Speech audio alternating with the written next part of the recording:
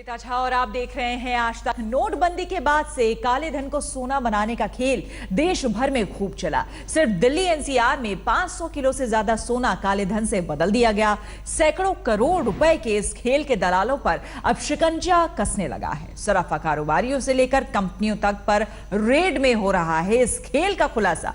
दिल्ली में 4 कारोबारियों पर रात भर रेड चली तो दिल्ली से सटे नोएडा में 430 किलो सोने की हेराफेरी का मामला सामने आया है। यूपी के फिरोजाबाद में भी कई सराफा कारोबारियों पर रेड डाली गई तो बिहार के मुजफ्फरपुर में सराफा कारोबारी 2 भाइयों के घोटाले का खेल भी सामने आया है।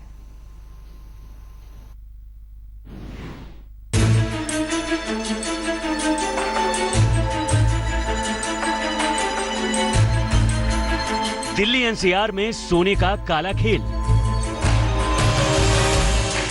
ब्लैक मनी का गोल्ड कनेक्शन, 500 किलो से ज्यादा सोने की हेराफेरी। नोटबंदी के बाद से काले धन को सफेद नहीं सोना करने में जुट गए हैं काले धन कुबेर, और काले धन के कुबेरों के मददगार बन गए हैं कुछ शातिर ज्वेलर्स और दलाल कंपनियां। डायरेक्टरेट ऑफ रेवेन्यू इंटेलिजेंस यानी डीआरआई ने दिल्ली से सटे नोएडा में पकड़ा है काले धन को सोने में तब्दील करने का सबसे बड़ा खेल। नोएडा के एसईजेड में श्री लाल महल लिमिटेड ने 430 किलो ड्यूटी फ्री सोना घरेलू बाजार में खपाया। 130 करोड़ रुपए के ड्यूटी फ्री 430 किलो सोने को सिर्फ निर्यात किया जाना था। कंपनी के दिल्ली और नोएडा स्थित ठिकानों पर रेड में हुआ गोरख धंधे का खुलासा।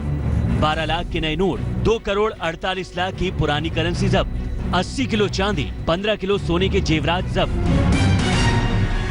इस छापेमारी के बाद से कंपनी के ज्यादातर निदेशक अस्पताल में भर्ती हो गए हैं। डीआरआई की पड़ताल अभी जारी है।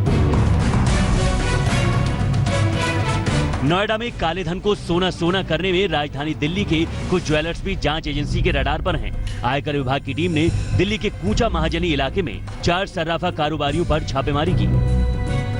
इस वक्त हम दिल्ली के चांदनी चौक इलाके में मौजूद हैं। सराफा मार्केट इसको कहा जाता है। दरअसल यहाँ पर आईटी डिपार्टमेंट की रेड हुई है। 4 सराफा व्यापारियों के यहाँ रेड हुई है और तकरीबन 12 से ज्यादा ठिकानों पर रेड हुई है। इसको लेकर आप देख सकते हैं तमाम जो दूसरे ज्वेलर्स हैं उन्होंने भी अपनी दुकानें यहाँ बंद कर दी हैं। कारोबारियों पर करीब 250 करोड़ रुपए की पुरानी करेंसी बदलने का आरोप।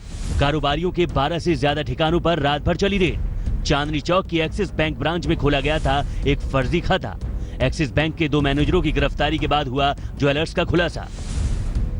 पता चला है कि नोटबंदी के बाद तकरीबन 250 करोड़ रुपए जो है ये ब्लैक मनी जो है ये इसको वाइट करने का गोरख धंधा चल रहा था। तमाम अकाउंट्स में ये मनी ट्रांसफर हुई है। अब आईटी डिपार्टमेंट वो तमाम अकाउंट्स जो है वो चेक कर रहा है कि दरअसल ये अकाउंट्स किनके नाम पर थे, सोर्स ऑफ मनी क्या थी, तमाम तरीके की जानकारियां इकट्ठे कर रहे हैं।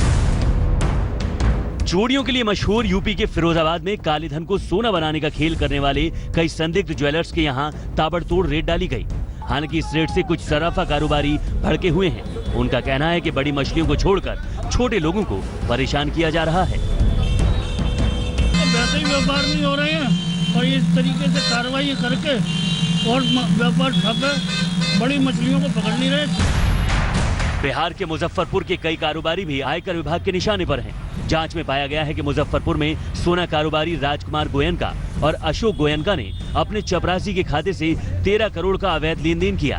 हालांकि छापेमारी की भनक मिलते ही दोनों कारोबारी फरार हो गए। सरकार ने पहले ही ऐलान कर दिया था कि 8 नवंबर को नोटबंदी के बाद से सर्राफा कारोबारियों के यहाँ हुई खरीद फरोख्त का पूरा ब्यौरा जांच के दायरे में होगा। और अब इस जांच में शिकंजे में आ रहे हैं देश भर के बड़े बड़े कारोबारी।